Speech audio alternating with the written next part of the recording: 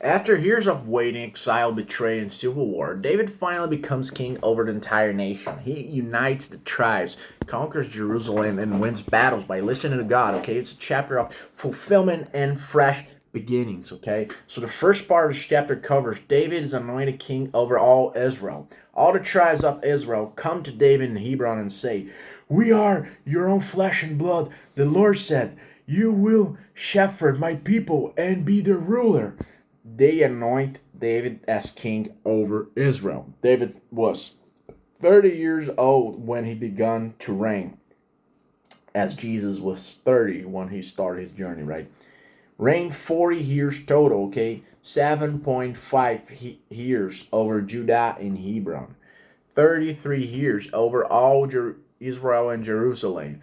David's patience paid off. No coup, no manipulation, just God's time and his people recognition. The second part of the chapter covers David captures Jerusalem. David marches to Jerusalem, still held by Jebusites who mock him. Even the blind and lame can defend the city. But David captures the fortress of Zion, which becomes the city of David. Whoever attacks must go up the water shaft. David becomes more powerful, and the Lord was with him. Jerusalem becomes the political and spiritual center of Israel and of biblical history. The third part of this chapter covers Hiram of Tyre helps build David's palace.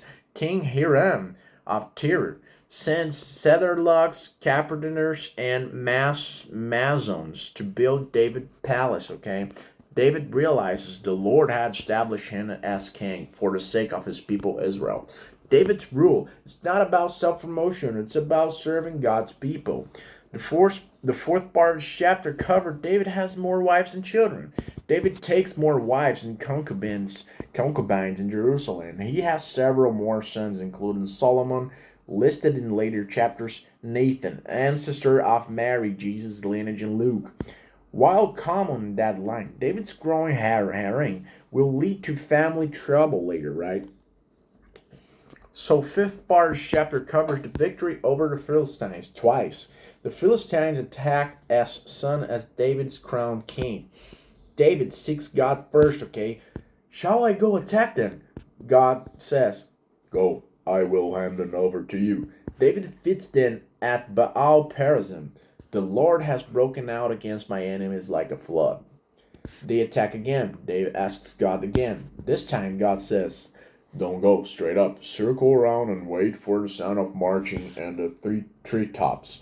That's when I will go before you." David obeys and wins again.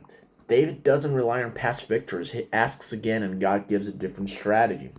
So what are the key lessons from this chapter from 2 Samuel chapter 5? The first one is God promises may take time, but they do not fail. David waited 15 plus years from anointing to full kingship, but it came just as God said. Second lesson, leadership means building with God's help, not for personal glory. David's palace and city point to God's establishment, not David's ego. Third lesson, seek God every time, not just the first time.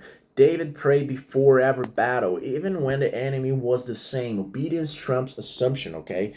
And the final lesson is God can turn mockery into destiny. Jerusalem went from a taunt to the center of worship and kingship for David and eventually Jesus, right?